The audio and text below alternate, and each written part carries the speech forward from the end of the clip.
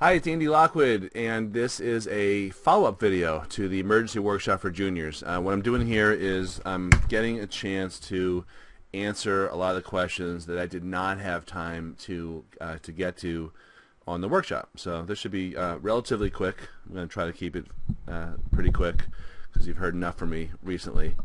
So let's get right into it. So number one, many colleges are now saying that they are test optional, so that you do not have to submit your SAT or ACT scores. If you don't submit them, does that raise a red flag to admissions? If you do okay or pretty good on those tests but not super, would you submit them anyway? And how important is the writing section on the SAT this year now that next year they're changing that anyway?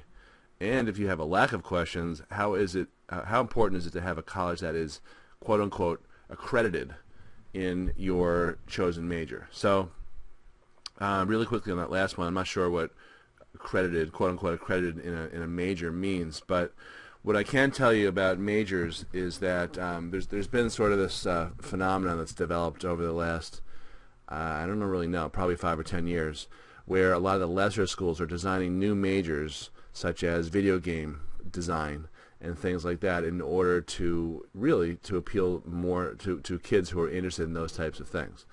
Now, the schools that do not typically do this are the Ivies and upper tier schools. Why? Because they don't really have a need to attract kids that are already getting plenty of applications. So that's sort of the backstory to that one. The second thing is, let's say you were interested in going into that field, and it doesn't really matter what field as long as it's one of those new majors. But if you looked around and you saw the people who are currently employed in that field, video game creation or whatever it's called, I bet you that you would find out that what they majored in probably had nothing to do with video game production, because number one, it wasn't a major back then, and number two, who knows? I mean, I'm sure a lot of people didn't even go to college in that field. So my point is that I don't really think it matters that much, but the way to figure that out is to look at the people who are in that field, but maybe 5-10 years out, and see their backgrounds, and check out where they check out whether they majored in the same type of thing that you're looking at. So that was from Linda Ulrich. Thank you for that question. Oh wait, there's two more. That was rude. Okay, so regarding the test optional question. So Linda's question was, if you do okay, should you submit them anyway? My feeling is you're not penalized for not submitting them. If you do okay, and that's sort of a loose term, but if you do decent, I would submit them. But the fact is that there's a slowly growing list of schools that are test optional, mostly because they've decided to sort of devalue the importance of how the SAT and the ACT do to predict how well you'll do in college.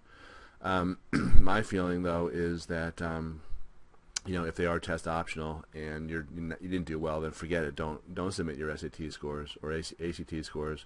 But if you do pretty well on them, then I would submit them. Why not? And then, how important is the writing section on the SAT this year?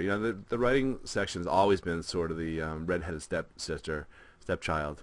They don't really know how to treat it, but I think it's important. All schools look at it. It's never treated equal to the traditional critical reading and math sections.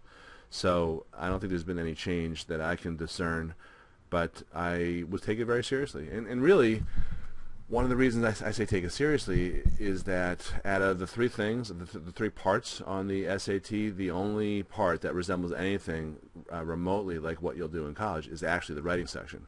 You'll never do math problems like that, and you'll never do critical reading like that.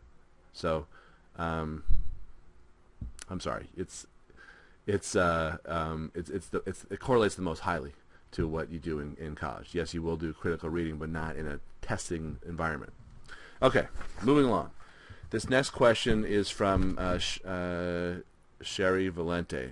Hi Andy, here's my question. If a student had a bad freshman year, a little better sophomore year, and is now doing great in junior year, is the way to market their increasing strengths to minimize their slow start? Well, the answer is yes, and you're already doing it because you have this narrative that shows an ascending arc where you're getting better and better. So there's not a lot of massaging to do.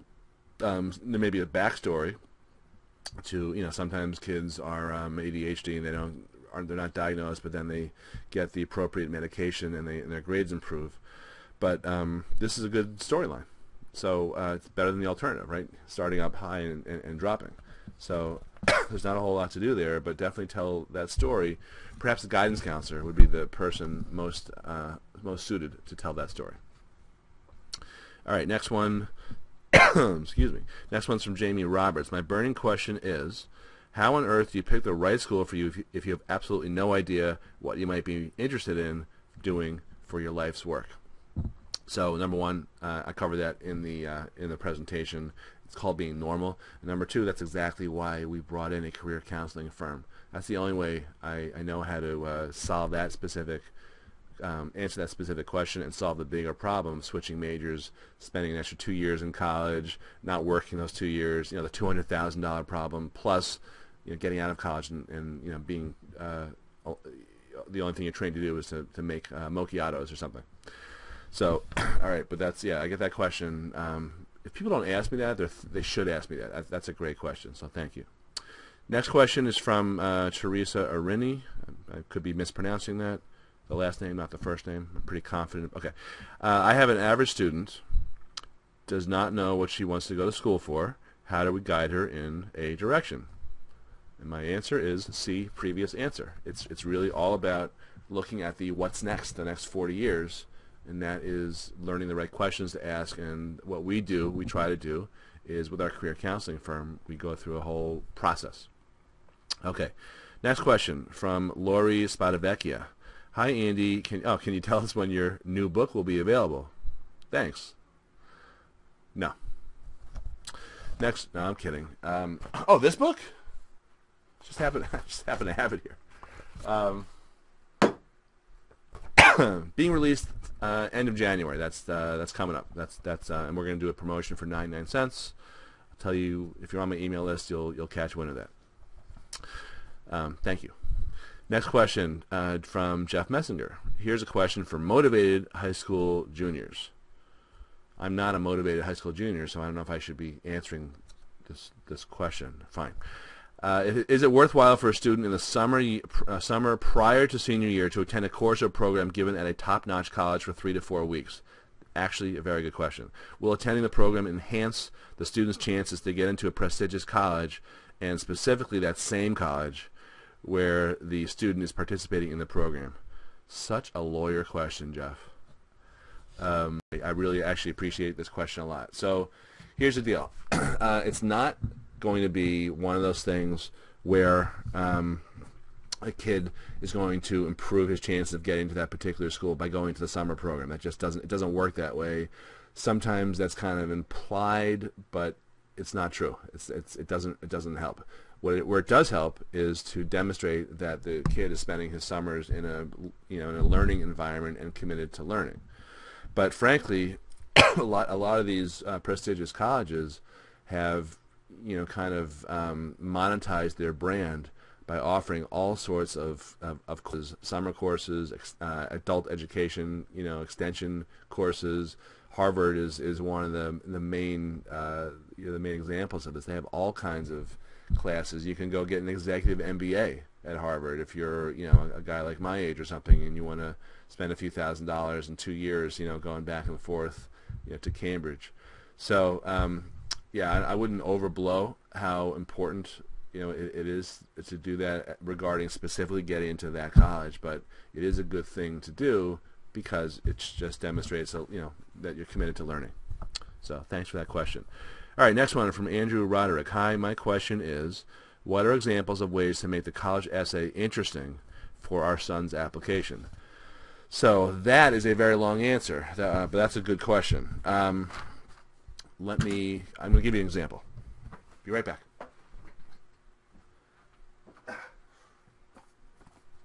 Okay, I'm back. Any calls? Well, okay.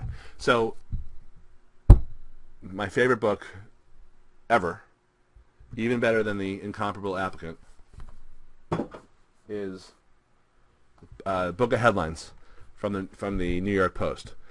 What the hell does that have to do with answering this question, you may be asking? The answer is that, to be completely frank, is that when you are when you're trying to get yourself into college, I said this before, it's a marketing issue. And one of the areas that you need to pay attention to is the essay. The essay, by the way, I have to do a separate presentation on this, but just I'm going to try to keep this short. The essay is maybe 10-15% at most of the application, but it takes on more importance when you're like a borderline type of student. So if you are an admissions officer, just switch perspectives for a second, and you've got 500 essays and applications, I should say, including the essay, to read in the next 3 weeks or something, you're going to see a lot of the same boring essays over and over again that are very, they may be grammatically sound, they may be structured in a very solid sort of left-brained way, introduction, body, conclusion. Your English teacher might be, a good person to help with that type of stuff. But the type of essay that you want to write is something that stands out. So the reason that the best, or I should say the most highly compensated writers in America write headlines for the Post and the Inquirer and other tabloids is because they have the same task when you strip it down, which is to attract your attention in a sea of noise and clutter. So if you're at the checkout line in a supermarket, after you've been bombarded by several hundred messages, in fact during the day supposedly we're each bombarded by 4,000 or 5,000 messages, a headline such as headless body and topless bar is designed to grab your attention, and it does. Oops. Greatest book. There's all sorts of great headlines on the back. Stray rod. All right. So I recommend that you think as a tabloid when you are writing an essay, because that's how you get attention. Now the rest of it, of course, has to be good. It has to answer the question. A shocking amount of essays don't answer the question that they're asked, and there's all sorts of other fundamentals. But if I am just answering your question, what are examples of ways to make the college essay interesting? The main thing you have to start out with is the first couple of sentences. They have to grab your attention and signal to the reader why you should continue reading. So, like I said, there's a whole other workshop on that by itself, but thanks for that question. All right, next question is, what's your opinion on state versus private colleges as far as future job prospects? My opinion is that there's merits for each, and if you were to look at a list of colleges that produce the most employees on Wall Street, you'll find a pretty solid mix and plenty of state schools like Penn State, who has a renowned career center that that send a lot of that employees are looking for.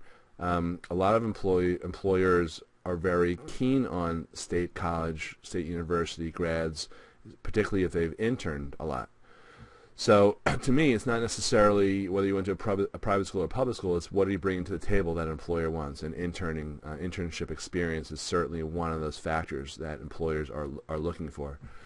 But yeah, to me, I always think about, there's a study that was done, I want to say in '89, and it tracked two types of graduates. There were one group, each group got into prestigious colleges, like Ivies and so forth, but one group did not go and instead opted for the flagship state school, so that would be Binghamton in the state of New York, and the other group went on to the elite college. And this study's been updated a couple of times, and what it showed was that there was no difference in earnings between the two groups. So what that implies is that it's not so much about where you go to school, it certainly matters that you go, and it also implies that it's really more about the kids, and their efforts, and what in terms of what they're going to get out of college. So yeah, I have a pretty mixed opinion. I don't come down one way or the other. It's individual for each kid and in each family. All right, next question is from Debbie Leva. Again, I apologize for mispronouncing the last name. Hi, looking forward to webinar tomorrow. One question for you on this admissions process. If a student hasn't done better on either the ACT or SAT, is it okay to pick one and study/prep for that one and simply not do the other? Or do colleges want to see both? Most colleges, almost every college, is happy to see only one, which is really the story behind that is that the ACT is taking over a lot of market share from the SAT because it's more predictive. You can listen a little bit more if you're curious to a podcast I just recently did this is January 2015 with Tom Ehlers, who's a friend of mine who owns Method Test Prep, and we addressed that issue. But yeah, 30% of kids do better on one test than the other. If you're in that 70% where you do about the same on each, then just go with whatever you're more comfortable with. Perfectly fine. Next question is from Melissa Modica. Sorry again. Is your undergraduate college important to be a private school and or Ivy League if planning on attending graduate school and med school? The thought of that much debt is concerning. A SUNY college, that's the state of New York, is financially easier for the undergrad. I mean, it can be. So to answer the question, so much of grad school is predicated on your GPA. There's a very strong argument that if you go to a quote-unquote lesser school where you're going to have an easier time and therefore be able to get higher grades, that's a better move. I'm not saying that's clear-cut across the board, but I see that argument. I think that's a good argument to consider. And in terms of what medical school admissions and future doctors or hospitals or whomever you are looking to get hired by, what they think, it's really more about where you finish, not where you start. So they're not going to really care where you went undergrad. They're going to care about what graduate school or medical school you went to. So good strategy, nothing wrong with that at all. All right, next question is from Pauline Messina. It's a financial aid question. Okay. I've read your first book and kind of understand that depending on which bucket savings are held, investments may be accounted for at different rates. My question is, what if you're holding your parents' home as a life estate, meaning that parents are still living there, they have rights to live there, you might have some siblings, I'm not, it's a hypothetical question, I guess. So the answer is, does that count? I mean, the question is really, does that count as an asset that might be looked at by the financial aid office as a resource that can be used to pay for college? So my answers are, number one, is that does go on the financial aid form as an asset, but number two, that's one of these things that you would tell the financial aid office that, look, even though it looks like we have an asset, it's not a resource that we can pay for college because we have no legal right to be able to use the home, meaning sell it or refinance it, because my mom or my dad or whatever is still living there and they have the final say on all that type of stuff. So, I would disclose it, but I would include that information usually either on a separate letter, which happens on appeal. If you're applying to a college that takes the CSS profile, there is a box in there called special circumstances, which Pearl and I actually were just talking about doing a workshop, a podcast on that, just to explain these types of things. But that's that's a good example of a special circumstance that needs to be narrated to the financial aid office so they can understand what's on the financial aid forms, because the forms and the formulas will penalize you for this, but that's kind of dumb. Last question from Kathleen D. Pietro. Kathleen asks, one burning question: what extracurricular activities should my son be involved in? What exactly are colleges looking for besides good grades? Okay, sorry, that's two questions. You and everyone else. He's only an 8th grader right now. Freaky. Oh, I'm kidding. Sorry. She didn't write that. He's only an 8th grader right now, but I'm trying to help steer him in the right direction, and that he doesn't have time for everything he's interested in. Okay. So I did talk about that in the workshop. The main thing is what I consider consistent atypical student activities, CASA. When you're in 8th grade, yeah, maybe do one thing that's kind of out of the box, but it's really 8th grade and 9th grade to me are times of exploration. You should start, do a bunch of things, and then start honing in end of 9th grade, beginning of 10th grade. So I think I covered what I consider CASA activities in the webinar. So go back and review that if you haven't already figured it. You may not have this question anymore, But tip of the cap to you for already thinking about this stuff in 8th grade. Sorry about the freaky comment. All right, so I'm going to sign off for now. Those are all the questions. So thanks a lot for watching this, and I hope you found it valuable. Send me your comments. Bye.